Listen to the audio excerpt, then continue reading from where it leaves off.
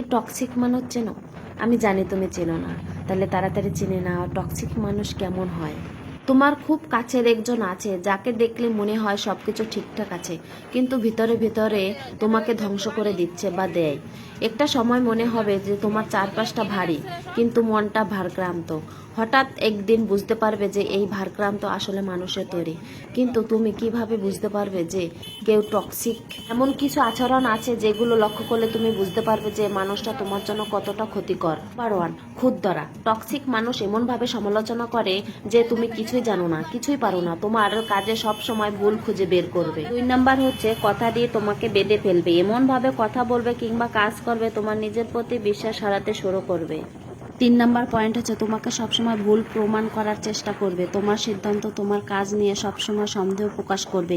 তুমি এক সময় নিশ্চিত হবে যে তুমি সবসময় ভুল কাজ করে থাকো। 4 নাম্বার পয়েন্ট হচ্ছে তাদের সমস্যার জন্য তুমি দায়ী। তারা সবসময় ভিকটিম। সব সমস্যা দায় তাদের না, বরং পৃথিবীর। তারা কখনোই নিজের দোষটা স্বীকার করতেই জানে না। 5 নাম্বার পয়েন্ট হচ্ছে কথায় কথায় অভিযোগ করা।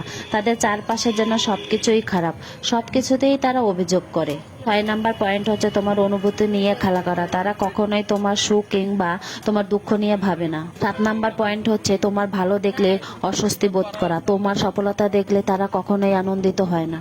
8 নাম্বার পয়েন্ট আচরণে এক ধরনের দ্বিচারিতা। তোমার সাথে একদিন খুব মিষ্টি আচরণ করবে, আবার পরের দিন হুট করে দুর্ব্যবহার করা শুরু করবে। 9 নাম্বার পয়েন্ট হচ্ছে শুধু নেওয়ার অভ্যাস, তাকে কিছু না দেওয়া।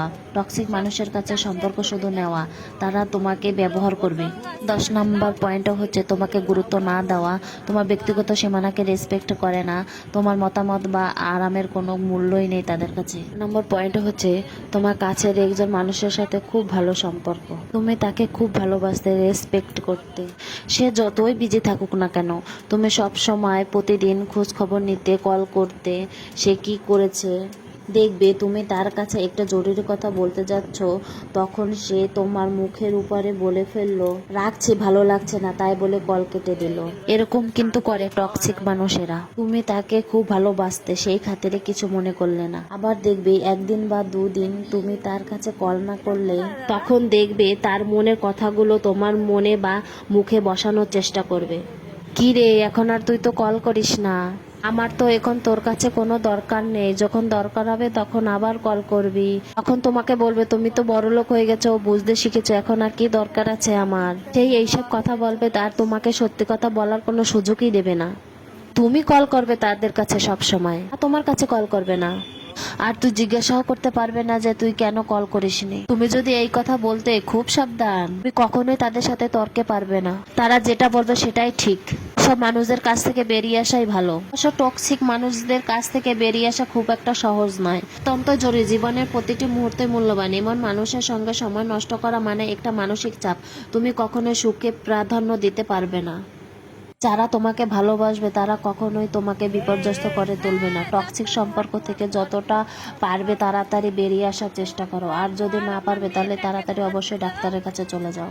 এই ভিডিওটির কথাগুলো কিন্তু আমার নয়, একটা দিদিভাইয়ের ভিডিওর কথাগুলো আমি নিয়েছি। দিদিভাইয়ের ভিডিওর কথাগুলো শুনে আমার ভীষণ ভালো লেগেছে, আমার মন কেড়েছে, তাই আমি শেয়ার না করে পারলাম না আমার ভিডিওতে।